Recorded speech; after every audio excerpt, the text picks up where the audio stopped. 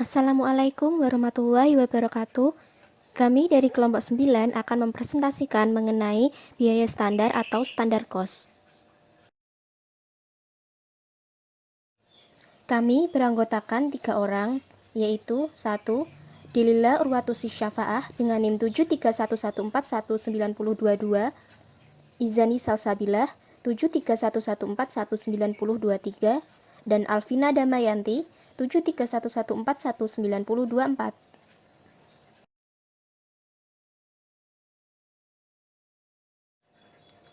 Pertama, kami akan menjelaskan mengenai pengertian biaya standar menurut para ahli. Yang pertama, menurut Milton F. Usry dan Lauren H. Hammer dalam bukunya Cost Accounting, Planning and Control, biaya standar atau standar cost adalah biaya yang ditetapkan terlebih dahulu untuk memproduksi satu unit atau sejumlah unit produk selama periode tertentu pada masa mendatang. Yang kedua, menurut Mulyadi dalam bukunya Akuntansi Biaya, biaya standar adalah biaya yang ditentukan di muka, yang merupakan jumlah biaya yang seharusnya dikeluarkan untuk membuat satu satuan produk atau untuk membiayai kegiatan tertentu, di bawah asumsi kondisi ekonomi dan faktor-faktor lain tertentu.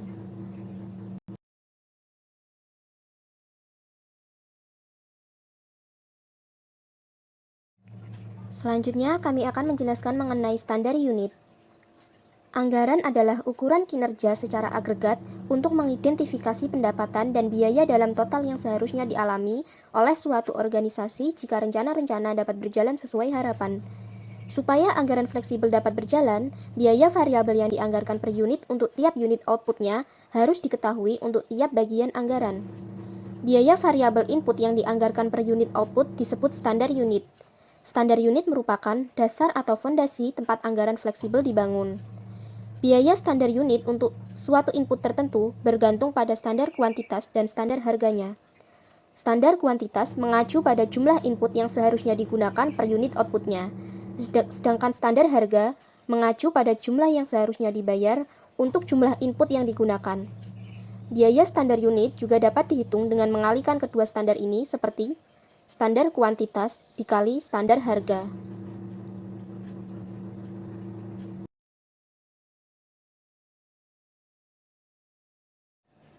Selanjutnya, jenis-jenis standar. Menurut Hansen dan Mowen yang dikutip oleh Winda, standar umumnya dikelompokkan baik sebagai sesuatu yang ideal maupun yang saat ini dapat tercapai. Jenis-jenis standar yaitu 1. Standar ideal atau ideal standard membutuhkan efisiensi maksimum dan hanya dapat dicapai jika segala sesuatu beroperasi secara sempurna. Tidak ada mesin yang menganggur, rusak, atau kurangnya keterampilan yang dapat ditoleransi. 2. Standar yang saat ini dapat tercapai. Standar ini dapat dicapai dengan cara beroperasi secara efisien. Kelonggaran diberikan untuk kerusakan gangguan, normal, atau keterampilan yang lebih rendah dari sempurna. Selanjutnya adalah biaya produk standar. Biaya standar juga bisa digunakan dalam sebuah organisasi jasa. Meskipun organisasi jasa bisa melakukan perhitungan biaya standar, organisasi manufaktur lebih umum menggunakannya, karena konsep-konsep tersebut lebih mudah diilustrasikan dalam latar belakang manufaktur. Pada perusahaan manufaktur, biaya standar per unit adalah jumlah biaya standar untuk bahan baku langsung, tenaga kerja langsung, dan biaya overhead. Lembar biaya standar untuk memberikan perincian yang mendasari biaya standar per unitnya. Lembar biaya standar juga menunjukkan kuantitas tiap input yang seharusnya dipakai untuk memproduksi satu unit output. Standar kuantitas unit bisa digunakan untuk menghitung jumlah total input yang dimungkinkan untuk output aktual. Perhitungan ini adalah komponen inti dalam perhitungan variansi efisien. Perhitungan berikut dilakukan untuk tiap kelas bahan baku langsung dan tiap kelas tenaga kerja langsung. Rumus perhitungannya, SQ sama dengan standar kuantitas unit dikali output aktual. Yang kedua, SH sama dengan standar tenaga kerja dikali output aktual.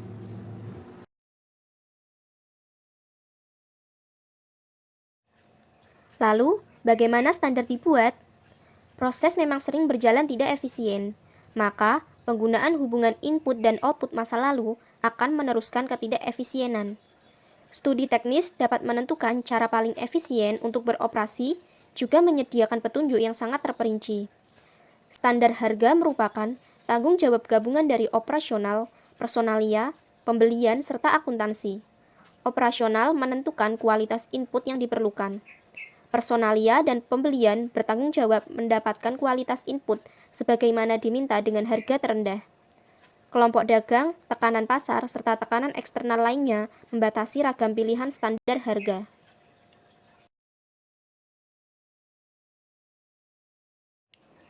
Lalu, mengapa sistem biaya standar diterapkan? Ada dua alasan untuk penerapan sistem biaya standar sering disebutkan, yaitu 1. Perencanaan dan pengendalian. Sistem perhitungan biaya standar memperbaiki perencanaan dan pengendalian, serta memperbaiki pengukuran kinerja. Standar unit ialah syarat fundamental bagi sistem anggaran fleksibel yang merupakan kunci bagi sistem perencanaan dan pengendalian yang baik.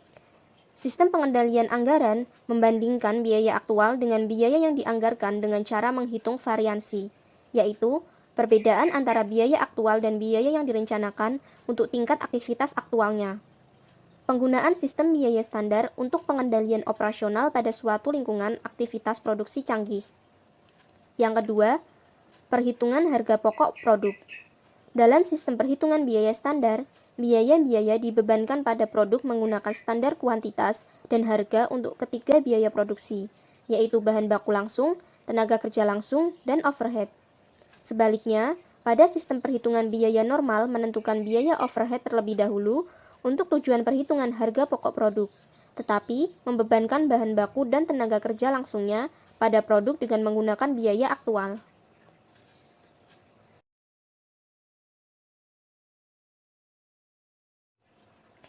Konsep pengendalian. Pengendalian dibutuhkan dalam setiap pekerjaan untuk mengevaluasi kegiatan yang sudah dilakukan supaya sesuai dengan apa yang direncanakan semula. Pengendalian merupakan melihat ke belakang, memutuskan apakah yang sebenarnya terjadi dan membandingkan dengan hasil yang telah direncanakan sebelumnya. Menurut Roni, pengendalian berhubungan dengan usaha, metode, prosedur, atau langkah-langkah yang harus ditempuh supaya apa yang sudah direncanakan dapat terlaksana dengan baik untuk mencapai sasaran yang sudah ditetapkan. Biaya produksi harus dapat dikendalikan supaya tidak terjadi pemborosan. Oleh karenanya, diperlukan metode yang bisa mengendalikan biaya produksi agar berjalan secara efisien.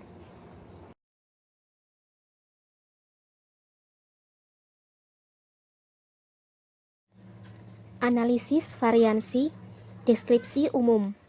Anggaran fleksibel dapat digunakan untuk mengidentifikasi biaya yang seharusnya muncul pada tingkat kegiatan aktual tertentu.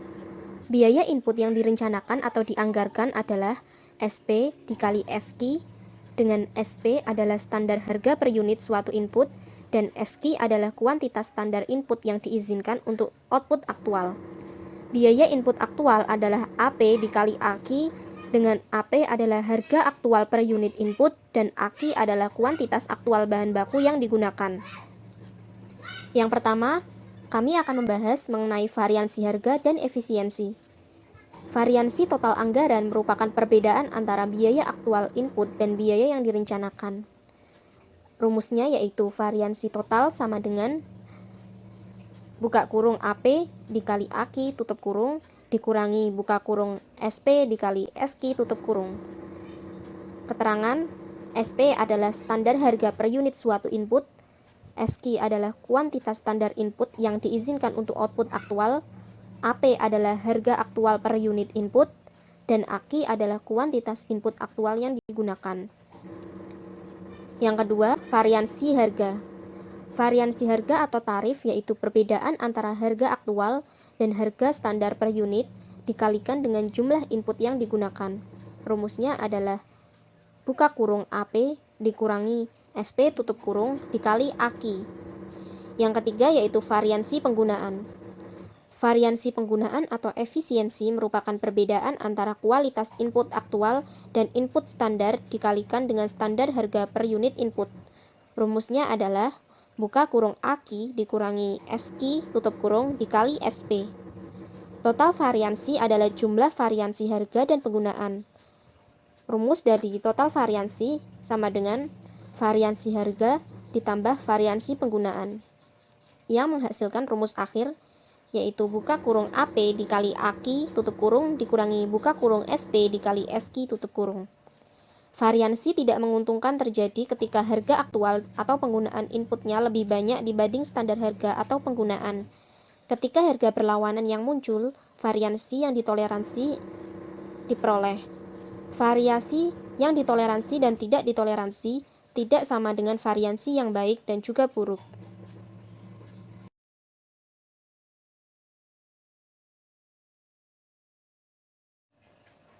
Analisis variansi bahan baku. Yang pertama, variansi bahan baku langsung, yaitu pendekatan kolom. Pendekatan kolom bisa digunakan untuk menghitung harga bahan baku dan variansi penggunaan. Banyak yang berpendapat pendekatan grafis ini lebih mudah daripada menggunakan rumus variansi. Yang kedua, pendekatan rumus. Variansi harga bahan baku dapat dihitung secara terpisah. Variansi harga bahan baku atau MPV mengukur perbedaan antara berapa biaya yang harus dibayar untuk bahan bakunya dan berapa biaya yang secara aktual dibayarkan. Rumusnya yaitu MPV sama dengan buka kurung AP dikali AKI tutup kurung dikurangi buka kurung SP dikali AKI tutup kurung. Atau secara faktor MPV sama dengan buka kurung AP dikurangi SP tutup kurung dikali AKI. Keterangannya adalah AP adalah harga aktual per unit, SP adalah harga standar per unit, dan AKI adalah kuantitas aktual bahan baku yang digunakan. Perhitungan variansi penggunaan bahan baku. Variansi penggunaan bahan baku atau MUV mengukur perbedaan antara bahan baku langsung secara aktual digunakan dan bahan baku langsung yang seharusnya digunakan untuk output aktual.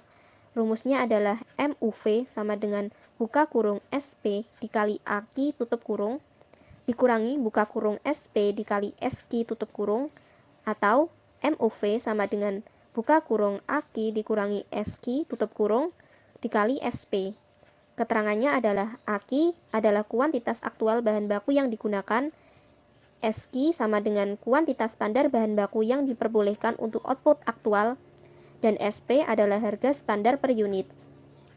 Selanjutnya yaitu tanggung jawab atas variansi penggunaan bahan baku. Secara umum, manajer produksi bertanggung jawab dalam penggunaan bahan baku. Pengerjaan kembali dan meminimalkan sisa dan pembuangan merupakan cara seorang manajer untuk memastikan standar akan terpenuhi.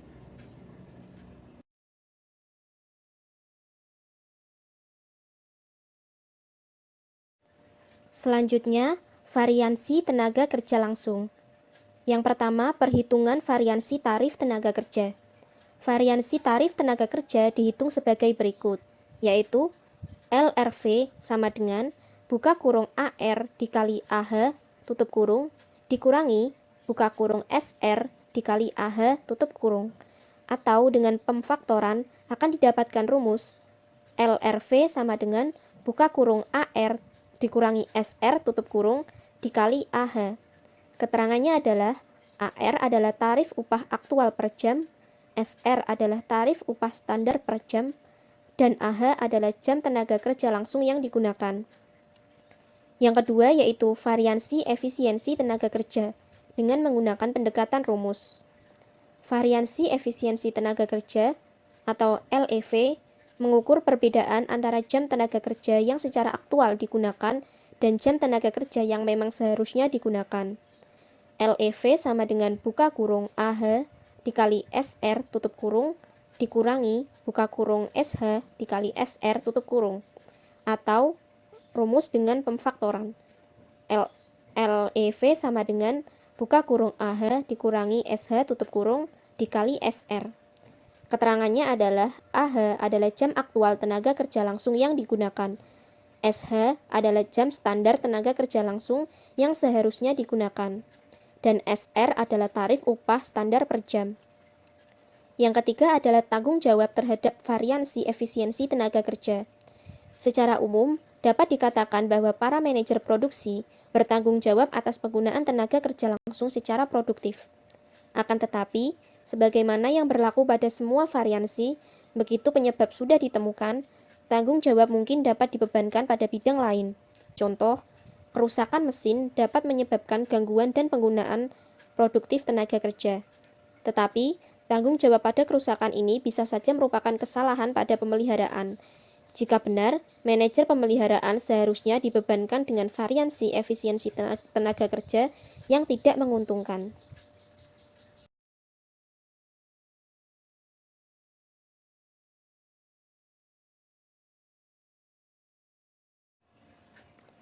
Selanjutnya adalah analisis variabel biaya overhead. Pada bahan baku langsung dan tenaga kerja langsung, total variansi dibagi menjadi dua, yaitu variansi harga dan variansi efisiensi. Variansi overhead total, yaitu perbedaan antara overhead yang dibebankan dan overhead aktual, dan juga dibagi menjadi beberapa komponen. Total variansi variabel dibagi menjadi dua komponen, yaitu variansi pengeluaran overhead variabel dan variansi efisiensi overhead variabel. Total variansi overhead tetap dibagi menjadi dua kategori, yaitu variansi pengeluaran overhead dan variansi volume overhead. Yang pertama, total variansi overhead variabel adalah perbedaan antara overhead variabel yang aktual dengan yang dibebankan. Total variansi overhead variabel dihitung sebagai berikut. Total variansi sama dengan biaya aktual overhead pabrik dikurangi overhead variabel yang dibebankan. Yang kedua, variansi pengeluaran overhead variabel. Variansi overhead variabel mengukur pengaruh agregat dari perbedaan antara tarif aktual overhead variabel dan tarif standar overhead variabel. Tarif aktual overhead variabel yaitu overhead variabel aktual dibagi dengan jam aktual. Berikut ini rumus menghitung variansi pengeluaran overhead. Variansi pengeluaran overhead variabel sama dengan buka kurung A4 dikali AH tutup kurung dikurangi buka kurung SVOR dikali AH tutup kurung sama dengan buka kurung AVOR dikurangi SVOR tutup kurung dikali AH. Keterangannya adalah AVOR adalah Accrual Variable Overhead Rate dan SVOR adalah Standard Variable Overhead Rate. Yang ketiga, tanggung jawab pada variansi pengeluaran overhead variabel. Jika tingkat konsumsi overhead variabel dapat ditelusuri ke suatu pusat pertanggungjawaban dapat dibebankan, konsumsi bahan baku tidak langsung merupakan suatu prasyarat untuk pembebanan tanggung jawab. Jika perubahan kecil, variansi pengeluaran terutama dalam penggunaan efisien overhead dalam produksi bisa dikendalikan oleh pengawas produksi. Tanggung jawab overhead variabel dibebankan pada departemen produksi. Yang keempat adalah analisis variansi pengeluaran overhead variabel. Pengendalian overhead variabel memerlukan analisis lini pada tiap bagian. Jika variansi signifikan, penyelidikan bisa dilakukan seperti contoh, listrik adalah satu-satunya hal yang tidak menunjukkan variansi yang tidak menguntungkan. Harga listrik yang tidak berubah berarti penggunaannya lebih banyak dari yang diharapkan. Perusahaan dapat menjumpai banyak penyalaan dan pelatihan mesin yang melebihi normal hingga menyebabkan peningkatan konsumsi listrik. Yang kelima, variansi volume overhead tetap. Variansi volume overhead tetap merupakan perbedaan antara overhead tetap yang dianggarkan dan overhead tetap yang dibebankan. Variansi volume mengukur pengaruh perbedaan output aktual dari output yang digunakan di awal tahun untuk menghitung tarif perkiraan standar overhead tetap. Yang keenam adalah tanggung jawab pada variansi volume overhead tetap. Dengan mengasumsikan variansi volume mengukur penggunaan kapasitas tersirat, bahwa tanggung jawab umum atas variansi ini seharusnya dibebankan pada departemen produksi. Akan tetapi, penyelidikan terhadap alasan variansi volume yang signifikan yang dapat mengungkapkan penyebabnya adalah faktor di luar kendali produksi.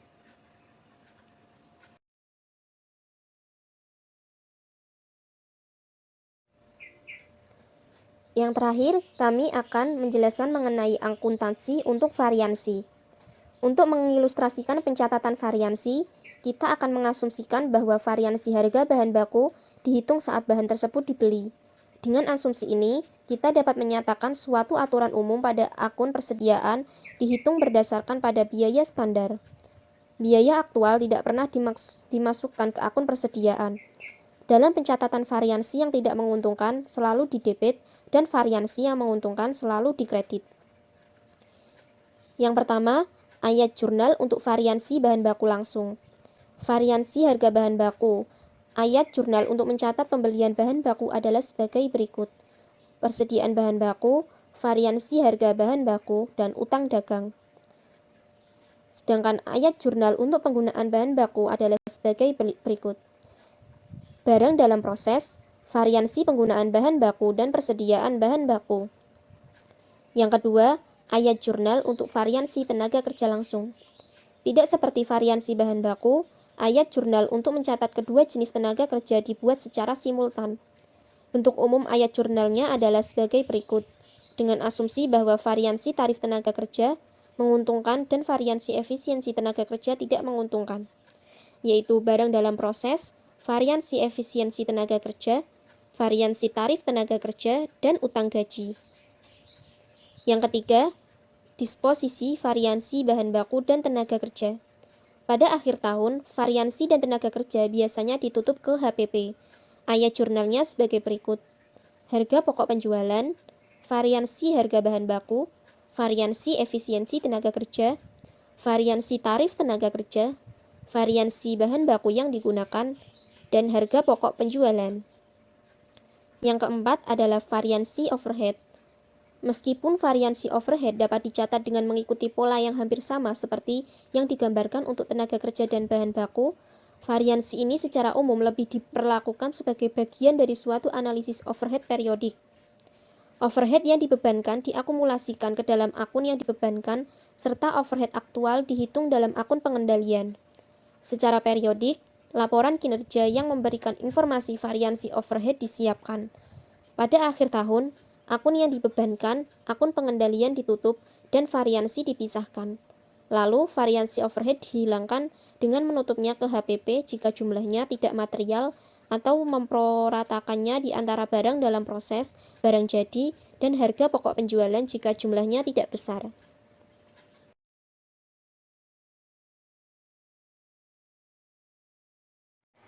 Terima kasih telah mendengarkan penjelasan dari kelompok kami mengenai materi biaya standar.